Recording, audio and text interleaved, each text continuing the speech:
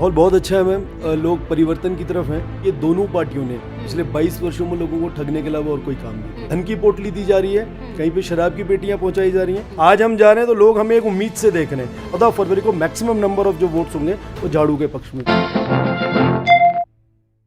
नमस्कार, news code देख रहे हैं आप और मैं हूं आपके साथ लता।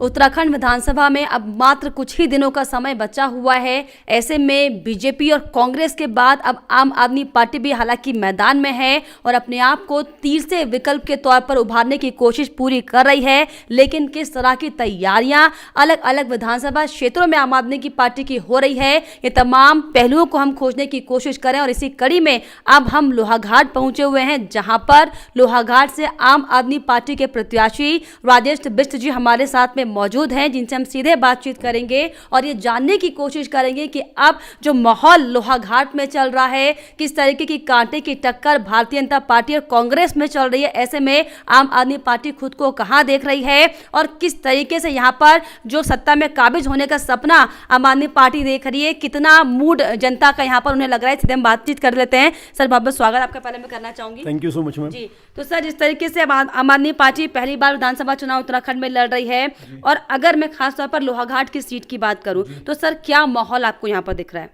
माहौल बहुत अच्छा है मैम, लोग परिवर्तन की तरफ हैं और उनका ये मानना है कि ये दोनों पार्टियों ने पिछले 22 वर्षों में लोगों को ठगने के अलावा और कोई काम नहीं किया। आज भी अगर आप महसूस करेंगे, ये दोनों पार्टियों के प्रत्याशी घर घर जा रहे हैं और वहां पे किसी एक मुख्य व्यक्ति को पकड़ लेते हैं और उसको धन की पोटली दी जा रही है, कहीं पे शराब की पेटियां पहुंचाई जा रही हैं, कहीं पे और भी जो संसाधन उनके पास अवेलेबल हैं, जो पूरे 5 साल वो कमाते हैं और लोगों तक पहुंचाते हैं, उन संसाधनों के नाम पे वोट मांग रहे हैं। तो बड़ा दुखद है और हमें भी बड़ी पीड़ा हो रही है लोगों को देख के। तो हमारा मानना है कि इस बार लोग परिवर्तन करेंगे।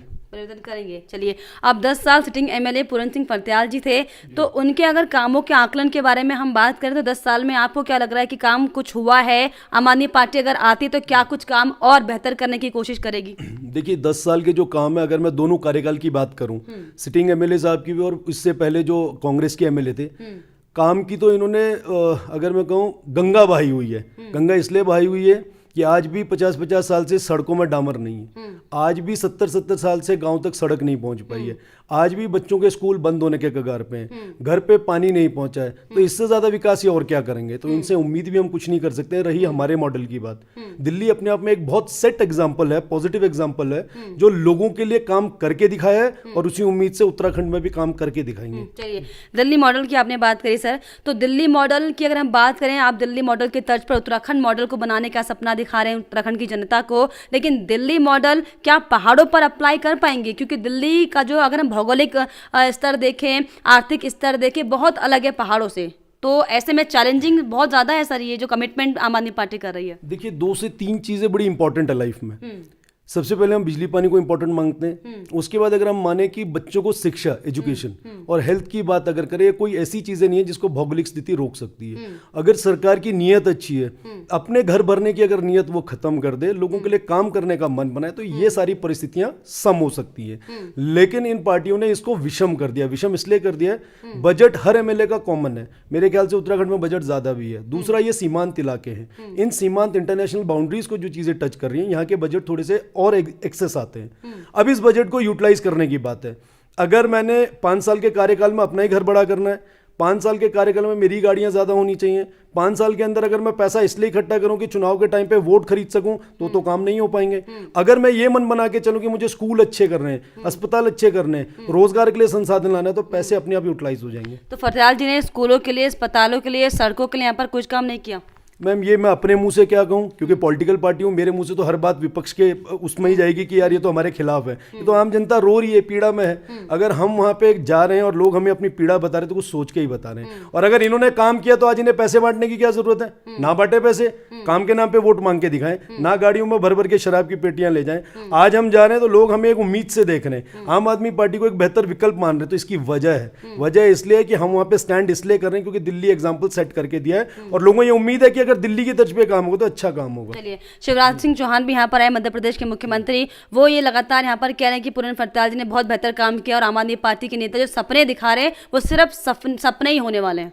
14 तारीख को इसका रिजल्ट आपको पता लग जाएगा। जब बैलेट पे बटन दबेगा तो सिर्फ झाड़ू का दबेगा, उस दिन आपको पता चलेगा कि क्या होने वाला है। चलिए, आप उत्तराखंड में पूरी सीटों पर चुनाव लड़ रहे हैं, क्या मान के चल रहे हैं कितनी सीटें आ पाएंगी? मैडम देखिए, सीटों का आकलन तो 10 मार्च को तय होने वाला है, लेकिन हमारा मन कहीं ना कहीं है जो करंट इस टाइम उत्तराखंड के अंदर विकास के नाम पे, जो करंट लोगों के अंदर पिछले 22 वर्षों के उत्तराखंड को देखकर है, जो पीड़ा लोगों के अंदर 22 वर्षों से एक शहीदों के उत्तराखंड के सपनों को लेकर है, उसका रिजल्ट 10 मार्च को दिखेगा। 14 फरवरी को मैक्सिमम नंबर ऑफ जो वोट्स होंगे वो झाड़ू के पक्ष में जाएंगे। सर, क्या लगता है कि अगर कहीं ना कहीं कोई कसक रहेगा आम आदमी पार्टी की मेहनत में और सीटें कम आई, सरकार सत्ता में नहीं बना पाई, क्योंकि फिलहाल जो कंपटीशन दिख रहा है वो बीजेपी और कांग्रेस की टक्कर कांटे की है, तो क्या ये भी मान के चलें कि कांग्रेस पार्टी से गठबंधन के कुछ आसार बन जाएंगे आगे चलकर, क्योंकि सत्ता में आना जरूरी है इसीलिए? मैडम, इस बारे में मैं बहुत छोटे पद पर हूं जो किसी तरह की कोई राय अपनी रख सकूं। ये पार्टी का शीर्ष जो आला कमान जो बैठा हुआ है, जिन्होंने डिसाइड करना है, डिसाइडिंग अथॉरिटी उनकी है।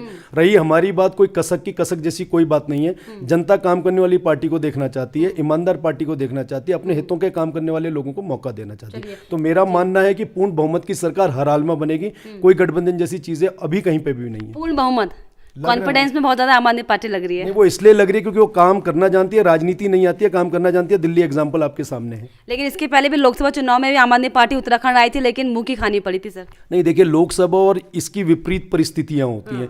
जो क्षेत्र है, अगर आप ये मान के चलेंगे कि आज भी 67 सीटों के बाद 62 सीटों में दिल्ली में काबिज है, तो उसका कारण है लोगों से काम के नाम पर सेकंड टाइम पे वोट मांगा है। तो यही मेरा मानना है, वही काम इस क्षेत्र में भी होगा। राज्य में मोदी जी के नाम पे कब तक वोट मांगोगे? हरीश रावत के नाम पे कब तक वोट मांगोगे? आप अपने काम पे वोट मांग के दिखाओ ना, आपको पता लग जाएगा लोग आपको कितना अपनाते हैं, कितना नहीं। अगर आम आदमी पार्टी आती है तो किस तरीके का बदलाव उत्तराखंड में देखने को मिलेगा? देखिए, हम लोग ना, जो हमारी आइडियोलॉजी है या जो पार्टी की आइडियोलॉजी है, वो सिंपल है कि आम आदमी को व्यवस्थाएं ठीक मिलनी चाहिए। जो मध्यम वर्गीय परिवार है उसकी बहुत ज्यादा महत्वाकांक्षा नहीं होती, छोटी महत्वाकांक्षाएं। उनका यह मानना है कि बिजली पानी की व्यवस्थाएं हमारे घर पे 24 घंटे मिलनी चाहिए, हमारे बच्चों को शिक्षा अच्छी मिलनी चाहिए, रोजगार वो अपने आप ढूंढ लेंगे, स्वास्थ्य सुविधाएं अच्छी होनी चाहिए। जो हर यहाँ पे उत्तराखंड का जो बड़े से बड़ा अस्पताल है वो रेफर सेंटर बन गया है। यहाँ से दिल्ली रेफर कर देते हैं, दिल्ली से आगे रेफर कर देते हैं, यही सिस्टम चला हुआ है। तो हमने इस मॉड्यूल को चेंज करना है। मॉड्यूल चेंज करने की जो फॉर्मूला है वो सिर्फ केजरीवाल जी के पास है, जो दिल्ली में करके दिखाया है। उसी मॉड्यूल को हम यहाँ लेकर आएंगे और आपको रिजल्ट पता लग जाएगा। चलिए, आखिर में क्या बोलना चाहेंगे जनता से, उत्तराखंडी जनता से? मैं सिर्फ छोटी सी बात कहना चाहूंगा कि वोट, नोट के नाम पे आप वोट प्लीज ना बेचिए अपना, क्योंकि आप इस बारी जो वोट अपना बेचेंगे ये अगले 5 साल आपके बर्बाद करेगा। 5 साल मेरी लाइफ के बहुत इंपॉर्टेंट होते हैं। मैं भी जानता हूं कि अगर आज मैं 21 साल का और 25 साल तक मेरी जॉब है, अगर ये 5 साल वेस्ट करूंगा तो कुछ नहीं मिलने वाला है।